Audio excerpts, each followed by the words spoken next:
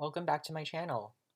Alright, this video is going to be a basic run-through of some basic Tagalog phrases and some important things to learn about if you want to get a feel for the Filipino language. I just want to do a run-through of a few things, and this will actually be in parallel with the other video that I made for an intro to Japanese.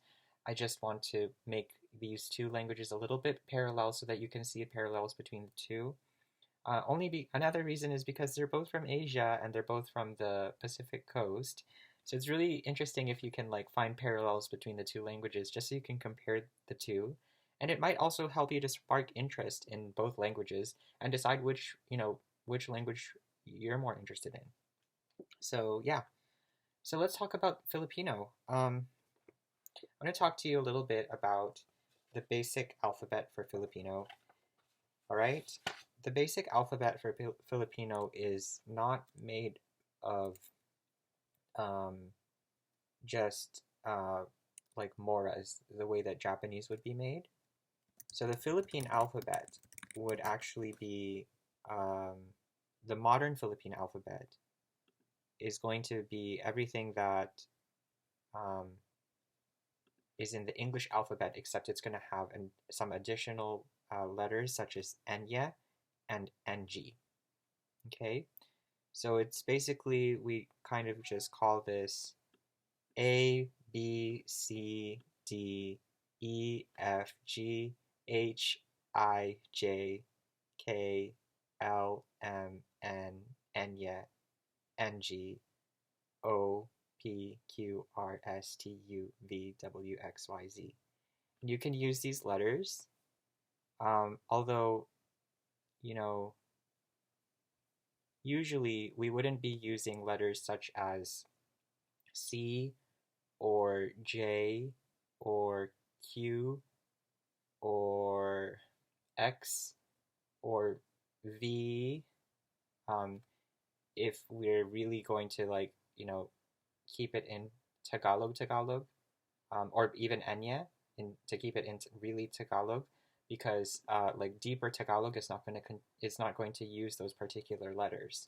So although those letters are kind of in the alphabet, I'm not going to consider them to be as important as the other ones that I mentioned. Okay, those are kind of almost removable, but they're still usable because guess what? They're in Filipino names, they're in place names, they're in a ton of words that are loan words and English words that come into Filipino as well. So it's still important to kind of know those letters.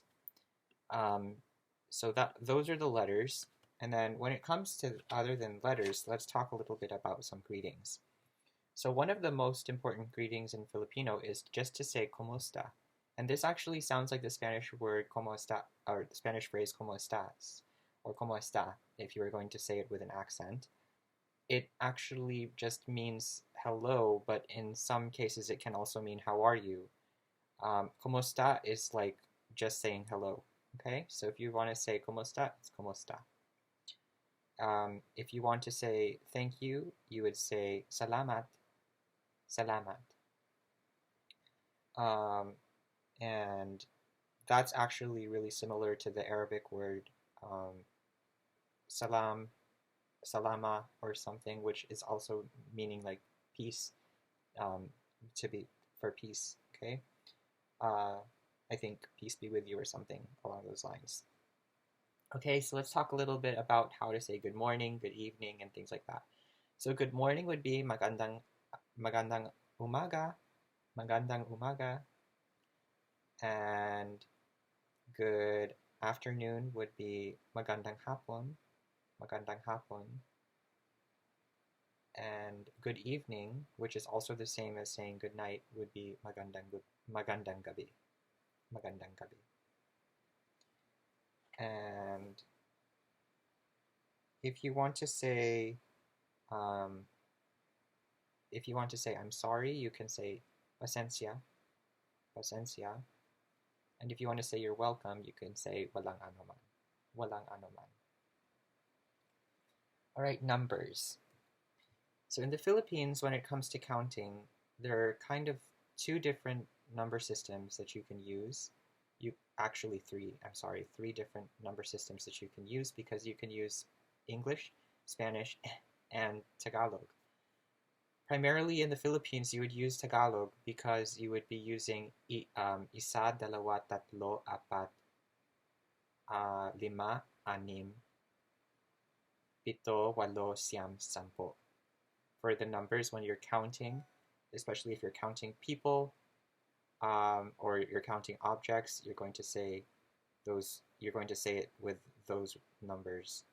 However, if you're going to be talking about the time, you're probably going to be using Spanish. Why?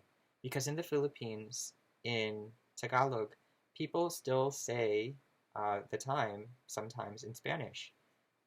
And they would also add AM and PM to the time by saying sa umaga or sa hapon, respectively. Sa umaga or ng umaga, either way, would be in the morning, AM, ante-meridian, and then post-meridian would be sa hapon or ng hapon.